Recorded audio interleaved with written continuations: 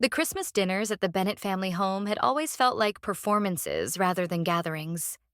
The dining room glimmered with the golden glow of the crystal chandelier, casting soft, flattering light on the polished mahogany table below.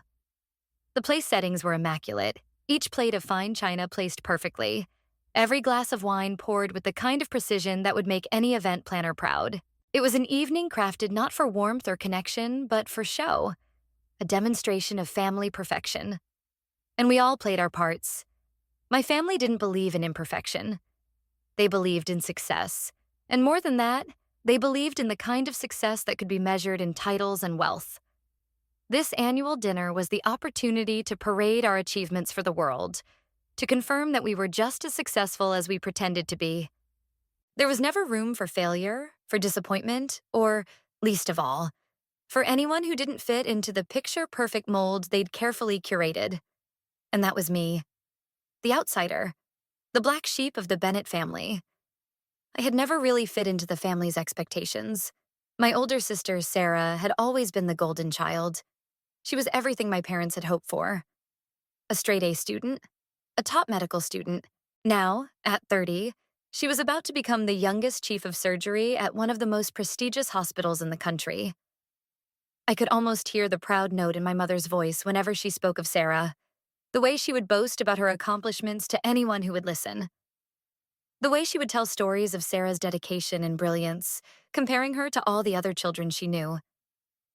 To her, Sarah was perfect. She was the child who had followed the path laid out for her, and she did so with grace and determination. Then there was Michael, my younger brother, a corporate lawyer at one of the top firms in the city. He had the kind of swagger that came with success. Designer suits, tailored shirts, the kind of polished confidence that made you believe he could take on the world. He followed the traditional route too: medicine, law, business. He excelled in all of it, as he was supposed to. He didn't challenge the system. He thrived within it. And then there was me, Olivia, the disappointment, the failure. I never quite understood how I became the family's problem. Maybe it started when I chose not to follow in their footsteps. Instead of studying medicine or law, I took a different path. I didn't want to sit behind a desk at some law firm or wear a stethoscope around my neck. I wanted to create something of my own, something that didn't have to be defined by a title. My parents were disappointed. The word had been used so many times over the years that it lost all meaning, but the feeling lingered in the background, like a ghost haunting every conversation. I left the family's investment firm to start my own business. It was a small consultancy at first, just a few clients here and there. But it grew. Over the years, I helped companies restructure, turned around struggling firms, and even saved some from bankruptcy. But they didn't know that. They never saw it. They never believed in it. They still saw me as the failure, the one who couldn't fit into their neat little box of success. Every family dinner was a reminder of that. Every glance exchanged between Sarah and Michael when I said something, every little jab masked as concern for my career, every time they pointed out how much better they had done.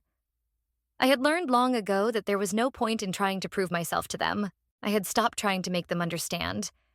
But tonight, as I sat at the long, polished table with my family, I couldn't help but feel the weight of it all again. The pressure to be someone I wasn't. The desire to fit into a mold that had never been made for me. I looked around the table.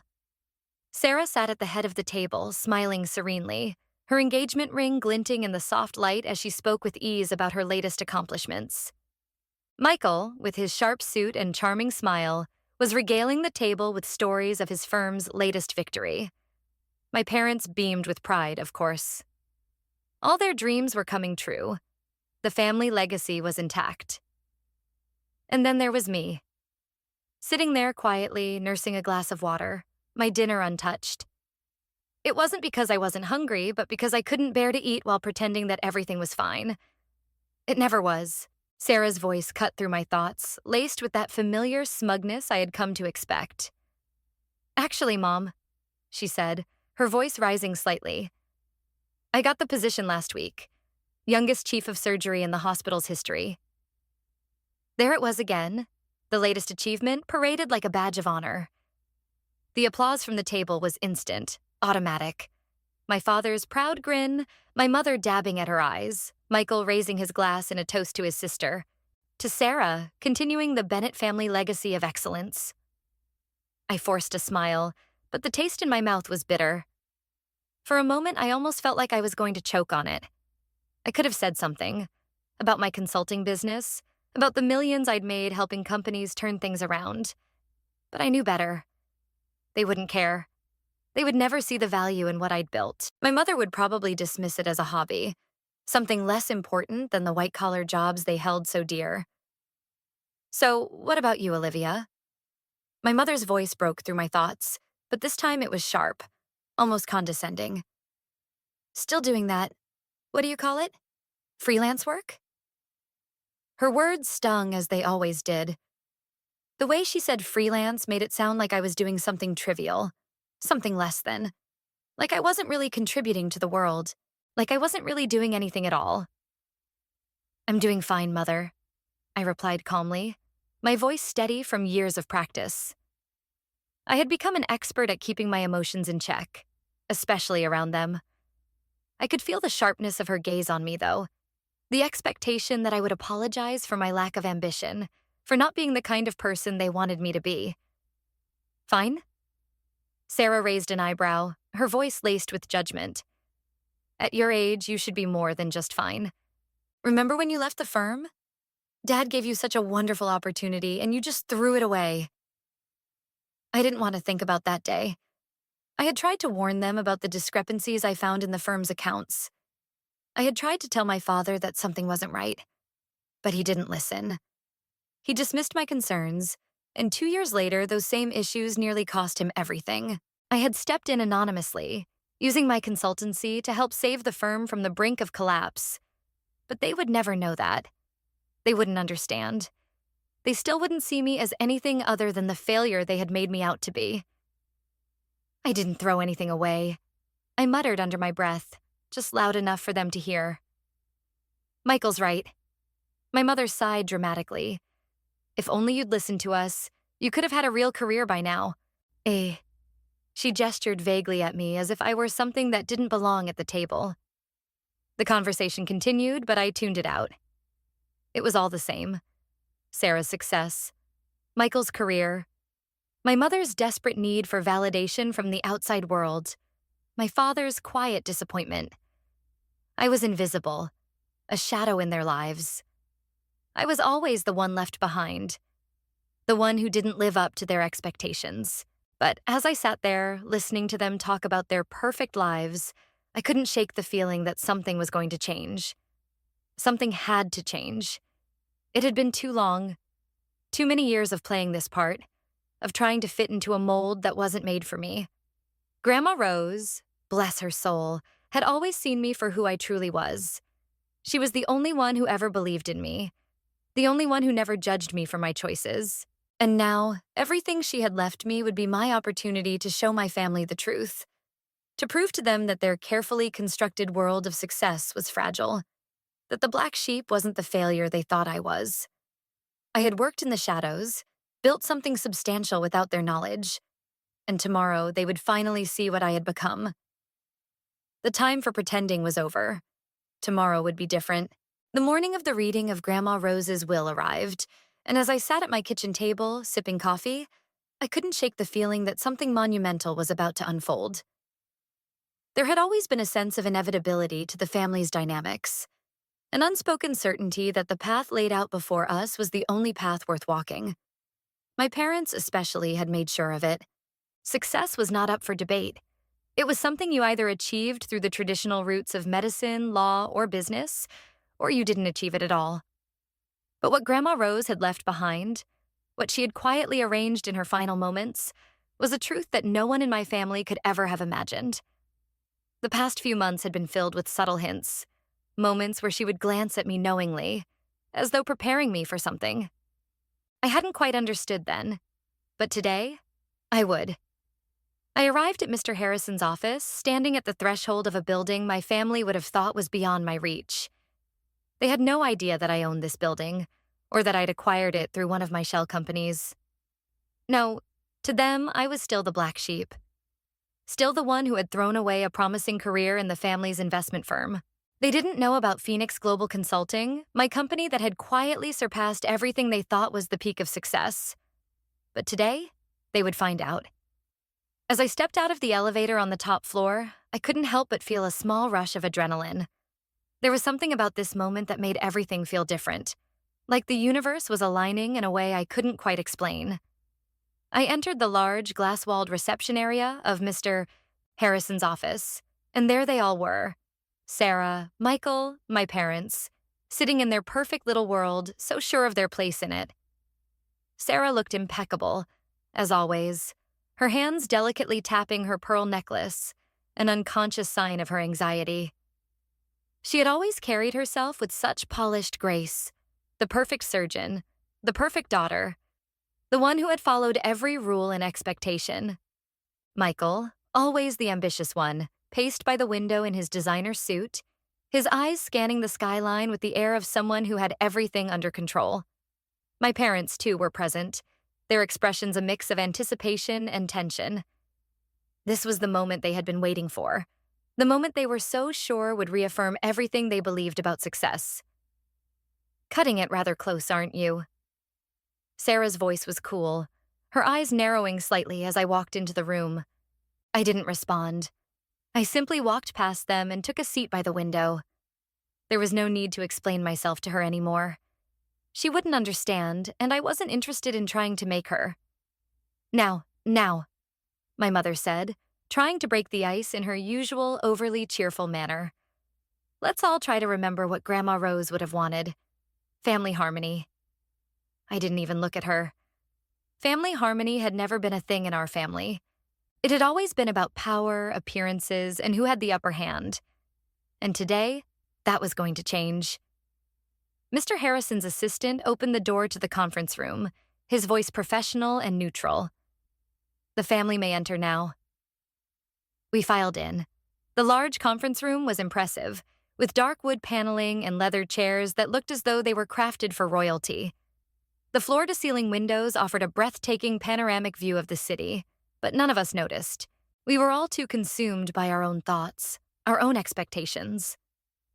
At the head of the table sat Mr. Harrison, his silver hair and wire-rimmed glasses giving him an air of authority. He had always been the calm, collected one, never revealing much of his personal feelings or opinions. He was just here to do his job. "Good morning, everyone," Mr. Harrison began, his voice smooth and formal. "We're here today for the reading of Rose Eleanor Bennett's last will and testament." The words hung in the air, heavy with anticipation. My family shifted in their seats, eager to hear what Grandma Rose had left for them.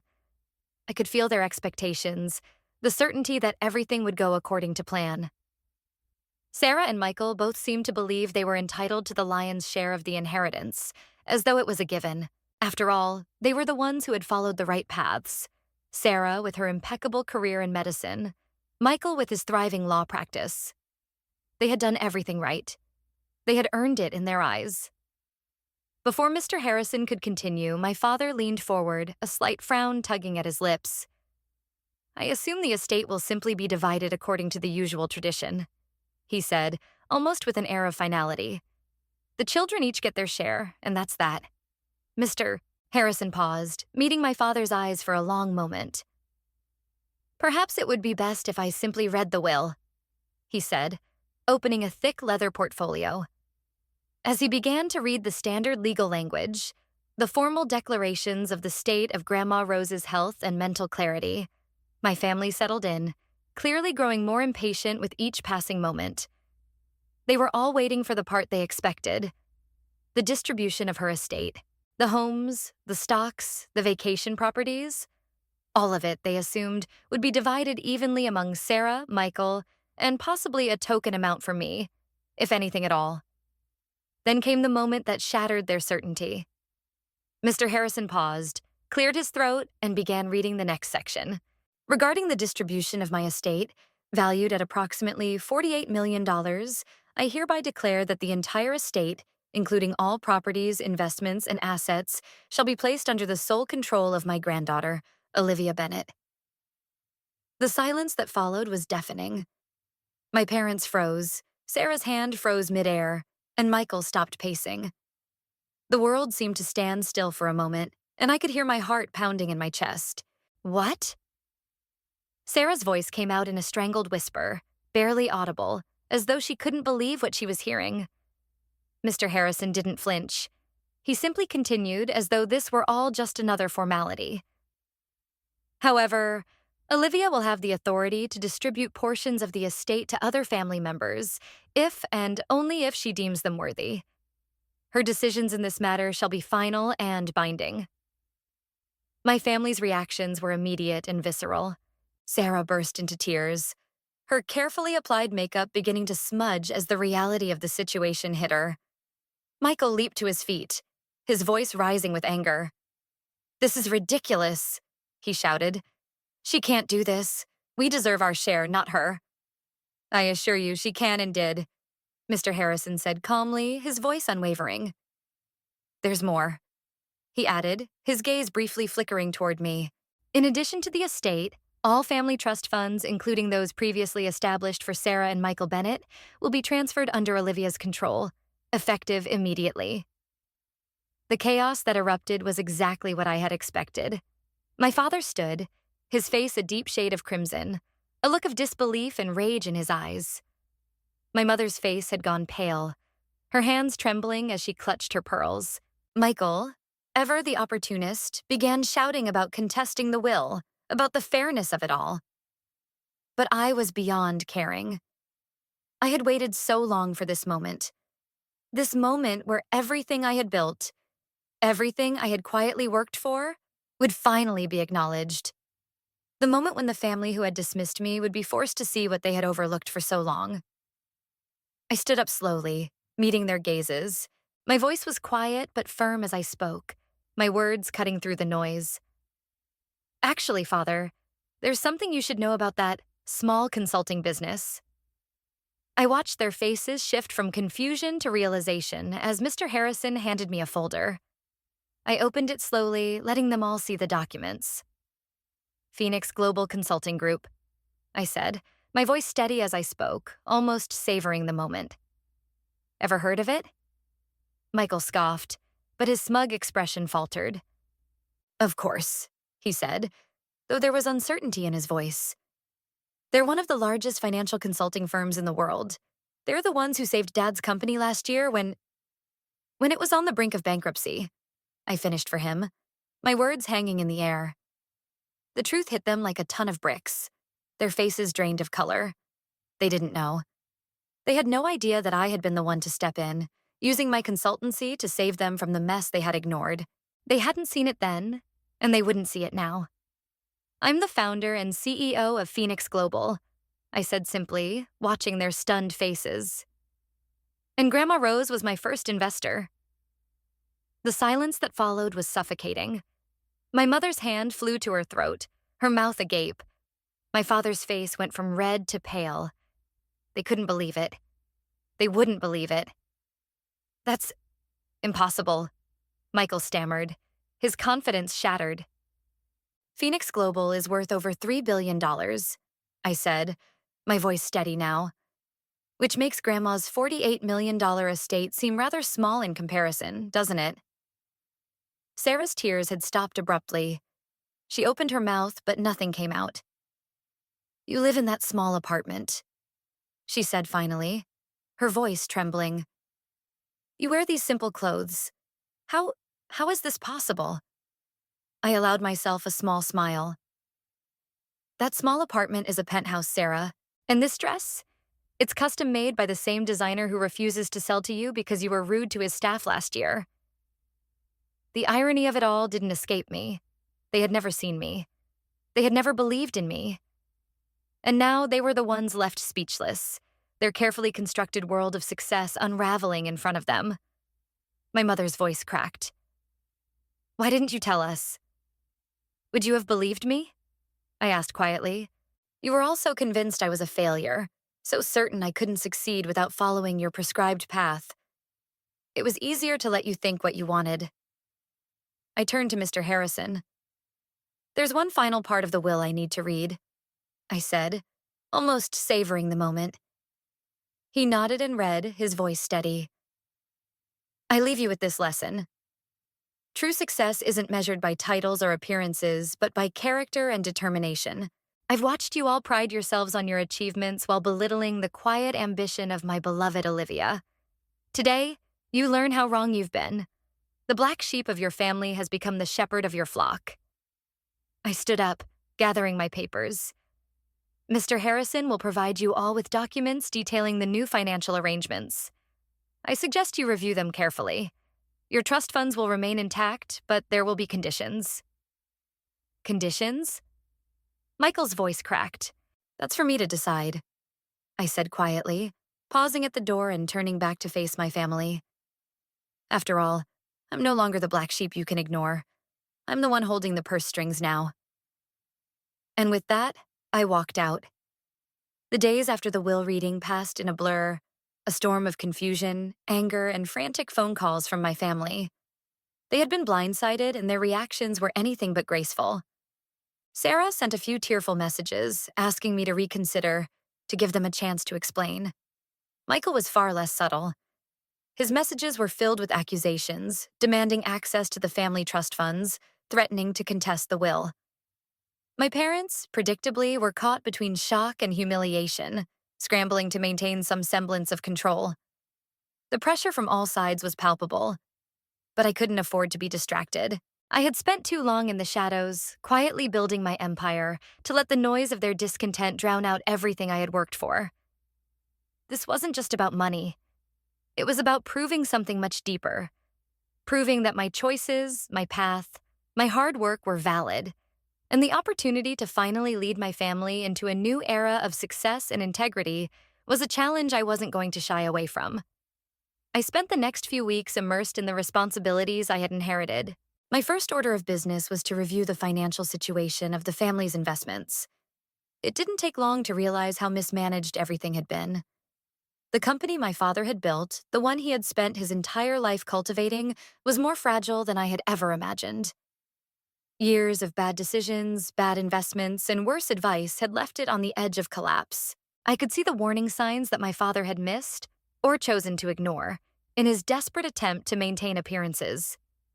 I called a family meeting one afternoon, determined to lay out my plans and set the record straight. They didn't know it yet, but I had already begun restructuring the financial portfolio. I had started by cutting away the dead weight, the failed investments, the unnecessary expenses, the ones that had been feeding the illusion of success rather than actually creating value. It was a painful process, but one that had to be done. And now it was time to face my family and show them the new reality. The meeting took place in my office, my penthouse, the one they had always looked down on. I watched them as they entered the room, their expressions still carrying that veneer of superiority they had worn for years. Sarah looked immaculate, of course, her eyes red from the tears she had shed over the past few days. Michael was still dressed in his designer suit, though the smugness that usually accompanied him was missing.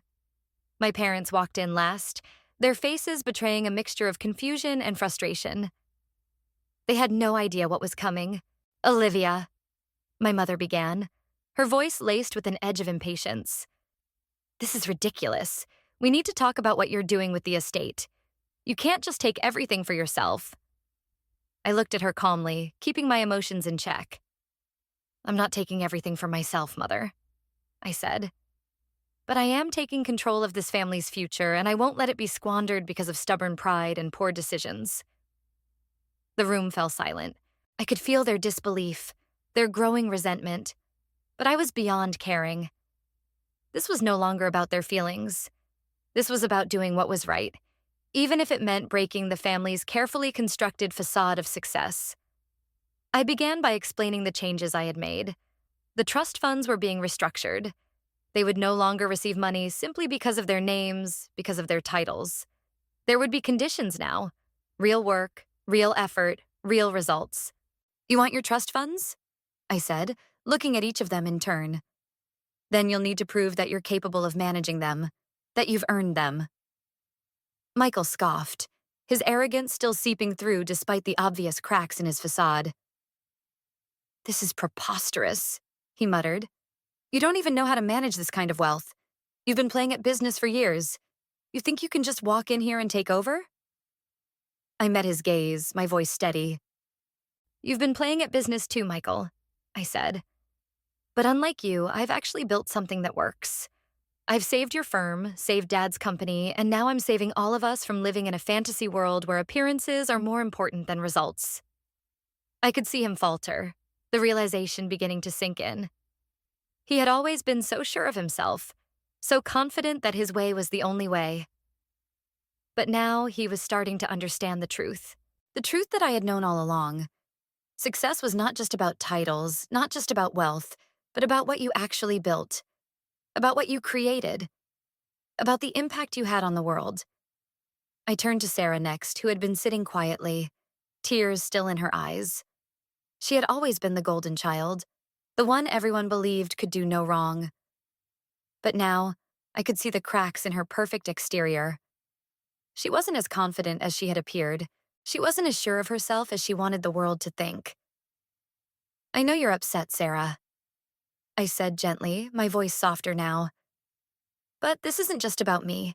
It's about all of us. Grandma Rose believed in me. She saw something in me that none of you did. And now it's time for you to see it too." She looked up at me, her mascara running down her face as she wiped away the tears. "I don't understand," she whispered. "I thought I was doing everything right. I thought I was enough. Why didn't you tell me? Why didn't you show us?" I sighed, my heart heavy with the weight of everything that had led to this moment. "Because I knew you wouldn't believe me, Sarah. I knew you would just keep looking at me like I was the failure. And maybe, deep down, I didn't want to prove you wrong. But now I'm doing what's right. Not just for me, but for all of us." The room was silent as the reality of my words sank in. My parents were looking at me, their eyes wide with shock, their faces pale.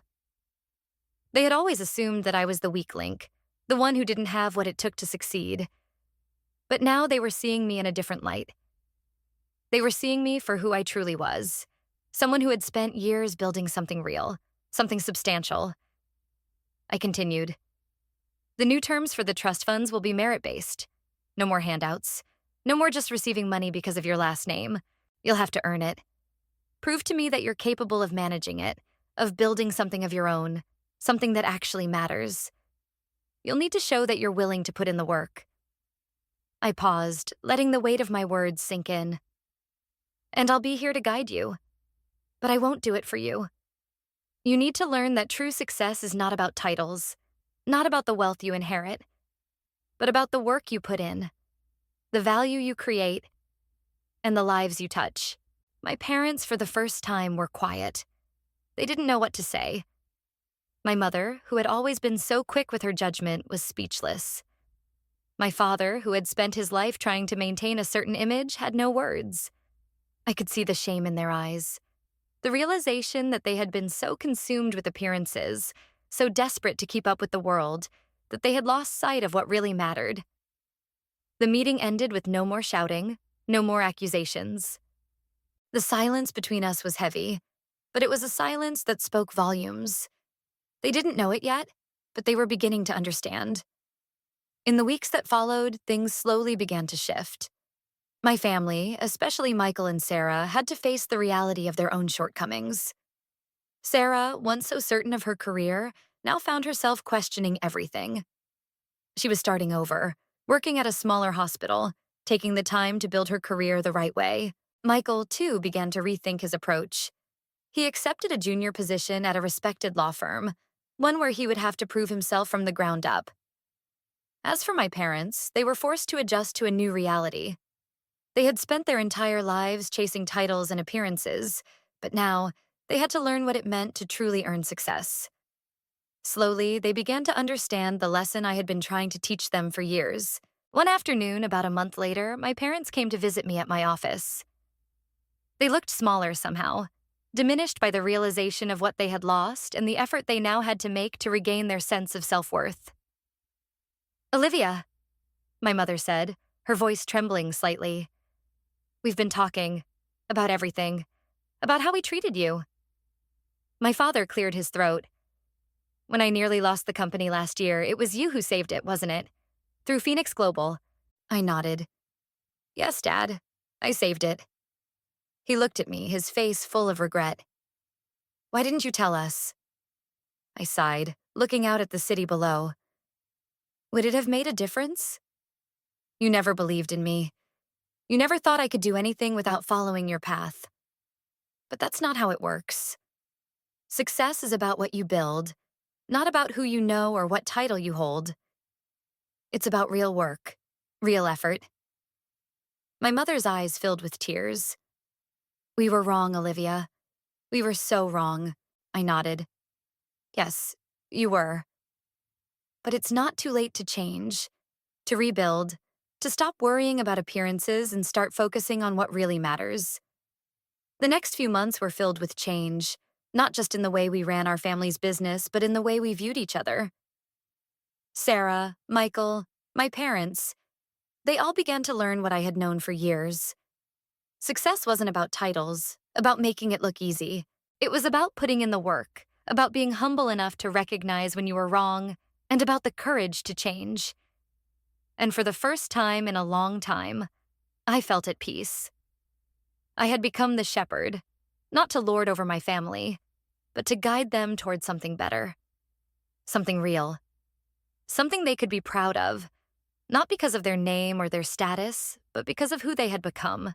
Olivia Bennett's journey was one of quiet resilience, hidden beneath layers of judgment and expectation.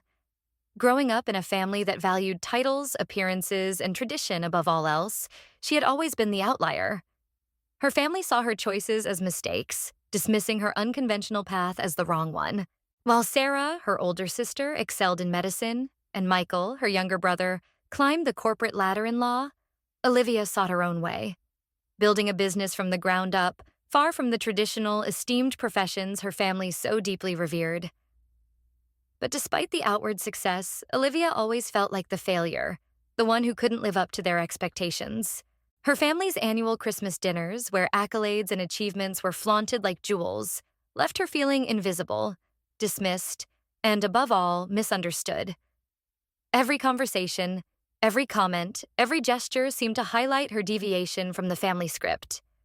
Her mother's condescending remarks about Olivia's freelance work, her father's quiet disappointment, and Sarah's seemingly perfect life.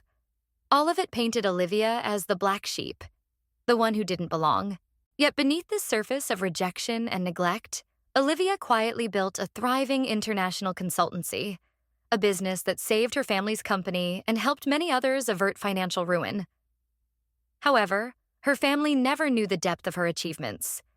They couldn't see past their own definition of success. They couldn't understand that Olivia's real success was in the quiet strength she had cultivated over the years, not the flashy titles and outward recognition they cherished. It wasn't until the reading of Grandma Rose's will that the truth finally surfaced, and the family's world was turned upside down. Grandma Rose, the one person in Olivia's family who had always seen her for who she truly was, had left Olivia everything. Not just the assets, not just the money, but control over the family's future. That moment of revelation marked a turning point in Olivia's life. Suddenly, the black sheep became the leader. The person who had been dismissed, overlooked, and judged now held the reins of a family empire. The real journey, however, wasn't just about taking control of wealth. It was about taking control of her narrative. Olivia had spent her life being told she was not enough, that her choices were wrong, but now she had the opportunity to rewrite that story. She wasn't the failure her family had made her out to be. She was the one who had built something real, something lasting. She had the power to change her family's future, to show them that success wasn't measured by titles or appearances, but by character, effort, and authenticity. The struggle didn't end with the reading of the will. In the months that followed, Olivia had to guide her family into a new way of thinking. She restructured their financial portfolio, demanding merit, work, and effort in exchange for their inheritance. No more handouts based on their last names or familial ties. They had to prove they could handle the wealth and the responsibility. This wasn't a lesson in punishment. It was a lesson in growth. Olivia wanted her family to understand that true success wasn't about looking good on the outside, but about creating real value, about being true to oneself, and about understanding the work that goes into building something meaningful. The transformation wasn't easy. It wasn't without resistance. Michael, Sarah, and even her parents struggled with the shift in power. But Olivia's determination and her unwavering belief in the principles she had lived by, hard work, integrity, authenticity, began to change them.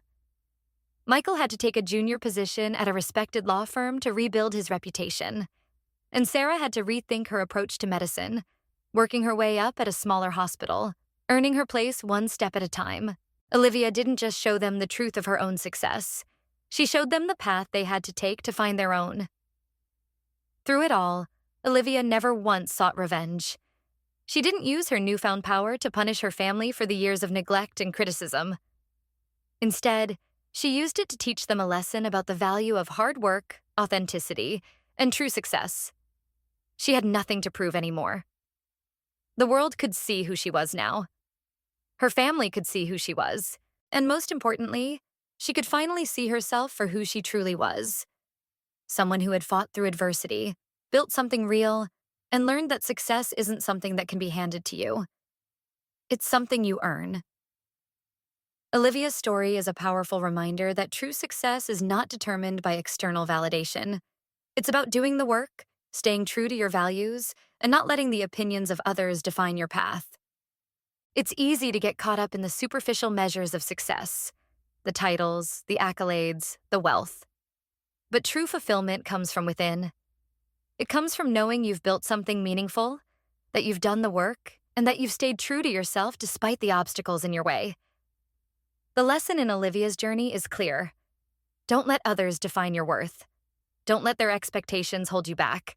The road less traveled may be difficult, but it often leads to a place of true growth and fulfillment. Success is not about fitting into someone else's mold. It's about creating your own path, staying authentic to who you are, and never giving up on what you believe in. And here's the key takeaway. Whether you're in a family that doesn't understand your choices, in a job that doesn't value your efforts, or in a society that measures your worth by superficial standards, remember this.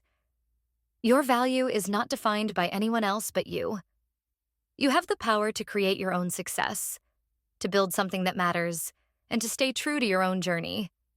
Never let anyone tell you that your path is wrong, and never let anyone make you feel like you're not enough. As we move forward in life, let's take these lessons with us. Let's remember that true success is about perseverance, authenticity, and creating value. Don't be afraid to break away from the mold.